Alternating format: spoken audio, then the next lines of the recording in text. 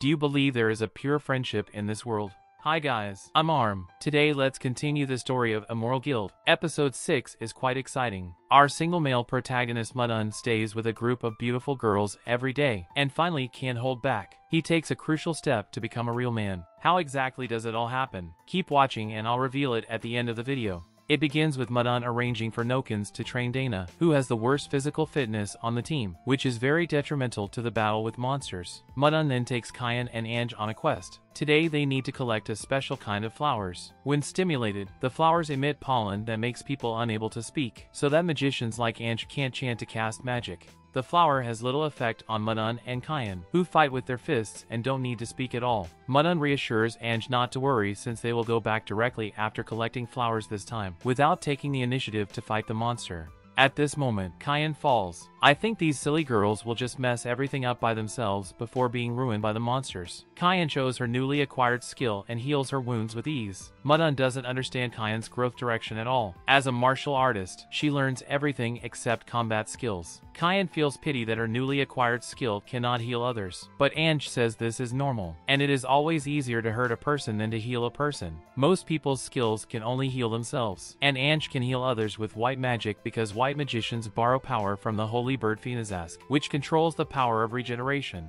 After the casual talk, they begin to collect flowers separately, but soon Ange encounters an accident. She is targeted by a monster, and when she is about to call for help, she inhales a large amount of pollen and loses the ability to speak. Kyan's keen sense of smell also fails under the influence of the fragrance of flowers, so she doesn't sense the monsters near Ange at first. Ange struggles to wave for help, but Kyan mistakes it for Ange's greeting, also waving her hand in response. Poor Ange can no longer rely on Kyan, as she is about to find a way to save herself. The monster suddenly attacks. The white magician, who is not good at attacking, becomes the monster's toy. Shedding tears of despair, Mudun finally arrives to save her, killing the lecherous monster with one move. Kyan rushes over to hug Ange, feeling very guilty for not taking her responsibility for guarding. Kyan wants to try her newly acquired skill to cure Ange, so she asks Mudun to walk away first as the skill has the best effect without clothes covering. She lifts her clothes and holds Ange close. The hug makes Ange feel Kyan's amazing size, and Ange feels like becoming a lesbian under this wonderful touch. In such a short time, a miracle happens. Kyan successfully cures Ange without borrowing power from the holy bird.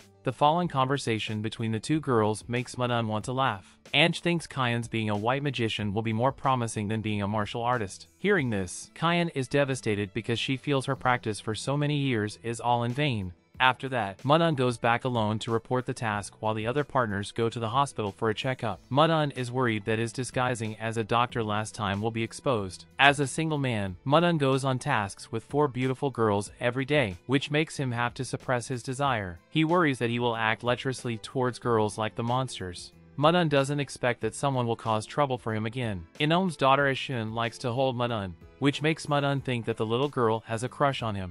However, Eshun just wants to match her mother Inom with Mudun. Inom gets nervous and quickly states that she and Mudun will not be together. Mudun feels disliked by Inom, kneeling on the ground instantly. At this moment, Inom squats down with a red face. She has a fever today, but she keeps hiding her expression in order not to worry her daughter. Eshun intends to take this opportunity to deepen the relationship between the two adults in front of her, so she proposes that Mudun help Inom change her clothes, but Mudun quickly refuses. He worries that Eshun will notice his guilt, because he had an intimate touch with Inom not long ago when faced monsters. Eshun then helps her mother change the clothes, but she deliberately dresses Inom in a very transparent shirt. Moreover, Eshun lies that she can't find the thermometer, and asks Mudun to help Inom take her temperature by touching her forehead with his. Before Mudun can reject her, Eshun runs away. Therefore, Mudun can only sit next to Inom. With such a sexy beauty beside, Mudun feels hot on the face out of shyness, and can't focus on taking the temperature. Mudun makes up his mind to just take one last look at Inom, and then he will take his sinful gaze away from her. But he notices that Inom is so sweating that she's about to expose her body figure. Mudun has to stay to help Inom wipe her body. I know you don't want to see the following images, so I'll skip it. Meanwhile, Eshun and Razumasu arrive in the infirmary. Razumasu is the nurse who asked Mudun to pretend to be a doctor. Mudun learns from her that when the actual doctor checked the report, he did not remember that he had checked such a hot girl Nokins, and finally found that Razumasu's report was fraudulent. Razumasu then joins the guild after losing her job and will assist Inom here. Eshun lies she will show Razumasu around in order to create a lover's world for Mudun and Inom. Inome is worried about handing over the guild to the two children, and just when she tries to go out to help, she accidentally falls and crushes Mudun under her body. Coincidentally, Mudun has a reaction at this moment, and Inome seems to have been shocked. Just then, Eshun happens to see the two being close to each other. From then on, Eshun starts to call Mudun dad. That brings the end of this episode.